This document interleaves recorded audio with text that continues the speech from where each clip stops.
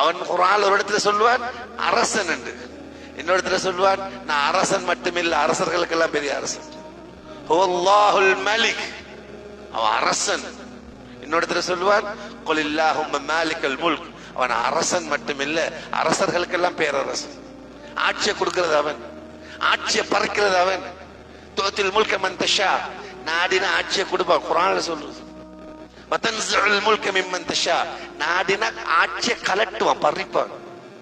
உலமாக்கள் விளங்கப்படுத்துறாங்க, ஆட்சியை கொடுத்தான் என்று சொல்லிட்டு ஆட்சியை திருப்பி எடுக்கிறான் என்று அல்லாஹ் சொல்லல, ஆட்சியை பறிக்கிறான் என்று சொல்றான். உலமாக்கள்கிட்ட கேளுங்க, நஸஅ என்ற வார்த்தை அரபு பாஷையில கலட்டி எடுக்கிறதுக்கு, பிடுங்கி எடுக்கிறதுக்கு பாவிக்கிற. ஏன் அல்லாஹ் தஆலா ஆட்சியை கொடுக்கிறான் என்று சொல்லிட்டு அதனுடைய எதிர் சொல் எடுக்கிறான் என்று சொல்லாம பறிக்கிறான் என்று சொல்றான்? உலமாக்கள் விளங்கப்படுத்துறாங்க. ஒருவருக்கு ஆட்சியில அந்த கதிரையில புட்டுவத்தில் உட்கார்ந்துட்டாருண்டா, அது சின்ன ஆட்சியா இருக்கலாம், பெரிய ஆட்சியா இருக்கலாம், ஒரு 2 பேருக்கு பொறுப்பாக இருக்கலாம். பொதுவாக மனிதர்களுடைய சுபாவம் எப்படி என்றா, அதுல இருந்து எழும்புறதுக்கு மனசு இடம் கொடுக்காது.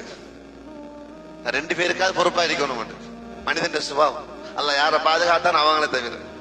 அல்லாஹ் சொல்றான், இங்க பாரு, நீ விரும்புறதால உன்னை உட்கார வைக்க மாட்டேன், நான் விரும்பணும், விரும்பினா உட்கார வைப்பேன், விரும்பினா உன்னை கலட்டி வைப்பேன். அல்லாஹ் தஆலா ஆட்சியை பறிக்கிறான்னு சொல்றான். குலில்லாஹும்ம மாலிகல் முல்க், அவன் அரசன் மட்டுமில்லை, அரசர்களுக்கெல்லாம் பேரரசன். துஅத்தில் முல்க மன் தஷா, அவன் நாடினவங்களுக்கு ஆட்சியை கொடுப்பான்.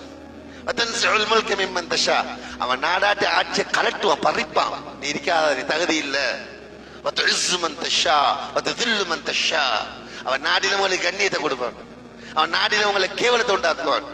பியதிகல் கைர், எல்லா நலவுகளும் அவன்கிட்ட தான் இருக்கு. இன்னக அலா குல்லி ஷைஇன் கதீர், அவன் தான் யாவற்றிலே சக்தி உள்ளவன், அவனுக்கு இயலாதவன் ஒன்று இல்லை.